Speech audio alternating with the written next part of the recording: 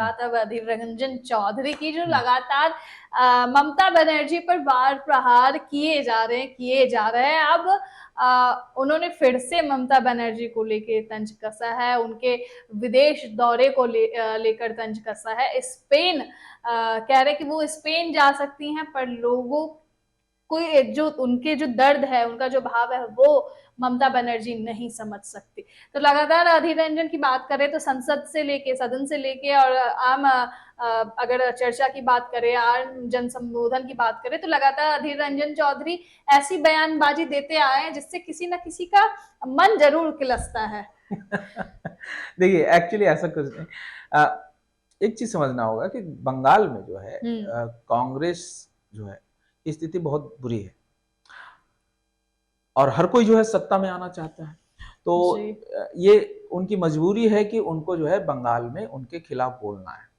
हालांकि ममता बनर्जी के खिलाफ जो है भारतीय जनता पार्टी भी बोलती है और कई जगह मतलब इस तरह की बातें कही जाती है कि उनका शासन करने का जो तरीका है वो बहुत अच्छा नहीं है, वो कहीं ना कहीं डिक्टेटरशिप टाइप से हो जाता है, या बहुत ज्यादा वहां भी जो कहा जाता है कि स्थिति अच्छी नहीं है, लड़ाई झगड़े हमेशा कुछ ना कुछ वहां वो चीजें होती रहती है।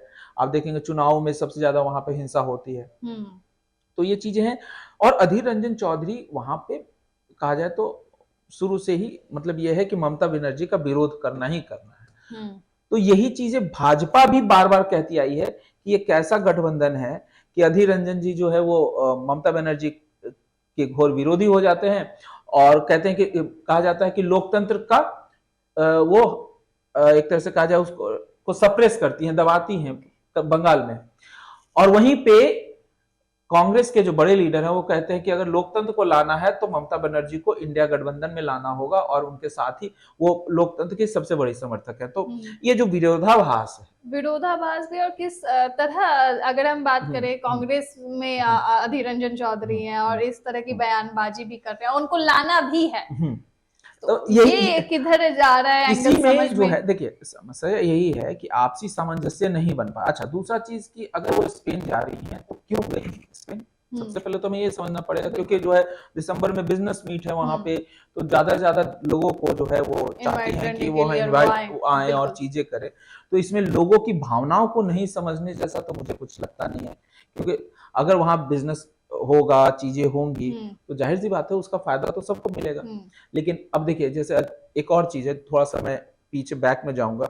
जब टाटा कंपनी नैनो कार बनाने के लिए जो है बंगाल में जो है जमीन ले रही थी, अधिग्रहण की थी और वहां बनाने का काम शुरू करी थी, तो यही ममता बनर्जी जो है उसका काफी पुरजोर तरीके से विरोध की, जिसके कारण से वो फैक्ट्री जो है वहां नहीं लगी और उसको उठा के जो है फिर वो गुजरात में नरेंद्र मोदी ने जमीन दिया और वहां बना। आज आप बिजनेस की बात करते हैं, चीजें करते हैं, तो जमीन तो देंगे ना, बगैर जमीन दिए वो कैसे करेंगे। बिल्कुल। तो लेकिन हालांकि उसका फायदा मिला और वो जो है सरकार में आई है। तो यही चीज होता है कि अगर सत्ता में आते हैं तो इंसान बदल जाता है, विरोध जब विपक्ष में रहते हैं तो चीजें बदल जाती है। तो ये चीजें कि इस तरह से ममता बनर्जी के साथ ये चलता रहेगा। और ये जो मैंने कहा कि हिंसा की बात है या कहीं ना कहीं डिक्टेटरशिप तो ममता बनर्जी में दिखता है, लेकिन हाँ एक अच्छी नेता है और उसके लिए मैं कहूंगा चाहे वो अधीर रंजन चौधरी हो, चाहे कांग्रेस हो या बीजेपी हो या कोई भी आएगा करेगा वही। और तो इस तरह से चलता रहेगा। यहाँ पे अभी जो है वहां की जनता जो है वो कांग्रेस को समझने में कहीं ना कहीं फेल होगी, जिसका कहीं ना कहीं नुकसान जो है कांग्रेस को होगा, क्योंकि जो केंद्र में बैठी कांग्रेस है, आला कमान जिसको कहते हैं, वो कहती है ममता जी इंडिया अलायंस में उनको गले मिलती हैं सोनिया गांधी के, और जब राज्य में जाती हैं तो अधीर रंजन चौधरी जो है उनको जो है 10 बुराइयां करते हैं। तो ये विरोधाभास कोई नहीं समझ पा रहा है कि अधीर रंजन चौधरी मतलब क्या चाहते हैं। तो ये जो है कहीं ना कहीं इंडिया अलायंस के लिए भी कहीं ना कहीं नुकसान ही देगा और कांग्रेस के लिए तो खासतौर से नुकसान देगा। तो ये चीज है। खैर क्या किधर रहते हैं अधीर रंजन चौधरी की बात करें, क्या वो खुद कांग्रेस और इंडिया अलायंस के तमाम लोगों का विरोध करेंगे ममता बनर्जी को लेकर, ये तो अब देखने वाली बात होगी।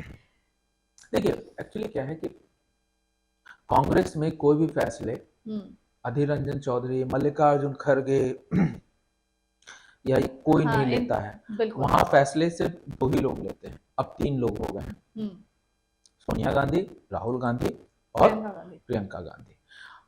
इसके बाद जो इनके जो सलाहकार बैठे हैं, जो इनके साथ के जो लोग हैं, जी 2-4 लोग, वही मिलके जो है सारी रणनीति बनाते हैं और उस रणनीति को फेल करने की ताकत किसी में नहीं। ये कांग्रेस की आज से नहीं, शुरू से।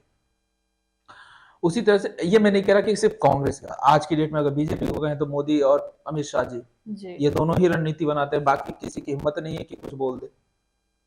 तो सरकार भले हो सकता है किसी भी जगह पार्टी में कोई विरोधाभास हो, जैसे बिहार में ही जो अगर कार्य बीजेपी और नीतीश जो है, आज अगर मोदी जी कह दें और नीतीश कुमार तैयार हो जाए तो बीजेपी में ये जो नाक रगड़ने और ये सब चल रहा है 2 मिनट में चीजें पलट जाएंगी। बिल्कुल। तो जो केंद्र में जो बैठा है, जो आला कमान होता है, वही चीजें करता है, बाकी इनकी मजबूरी होती है। जैसे आप देखेंगे सीटों का बंटवारा को लेके आम आदमी पार्टी और कांग्रेस में दिल्ली में लड़ाई है। दूसरा लड़ाई आपको पंजाब में भी है। आपने देखा कि उन्होंने कहा था कि हम तो यहाँ पे आम आदमी पार्टी के साथ लड़ने को तैयार नहीं है, हाँ। और आम आदमी पार्टी ने कहा कि हम तो कांग्रेस को एक भी सीट नहीं देंगे। बिल्कुल। तो इस तरह के जो, क्योंकि देखिए जो जहां की राजनीति कर रहा है, तो वो अगर अपने पूरा समय दे रहा है, चीजें कर रहा है, तो उनको चाहिए कि वो उन सीटों पर लड़े और वो भी सत्ता में आए। आप क्या करेंगे, उन सीटों के साथ कॉम्प्रोमाइज करके किसी और पार्टी को दे देंगे तो वो वहां राजनीति करने तो करेंगे क्या। तो अपना विरोध जताना और अपने हक को रखने के लिए इस तरह की चीजें आपको हर जगह दिखेगा।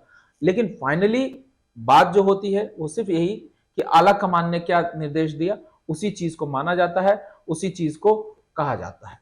तो ये चीजें हैं, और मुझे लगता है कि यहाँ पे किसी भी तरीके से जो है अधीर रंजन चौधरी जो भी बोल रहे हैं, ये सिर्फ वहां की जनता को या जो अपने समर्थक हैं उनको खुश करने की कोशिश करेंगे, और लास्ट में होता है तो भाई इसमें क्या करेगा, जब ऊपर से ऑर्डर आया है तो भाई हमें तो साथ करना पड़ेगा। तो ये चीजें चलती रहेगी।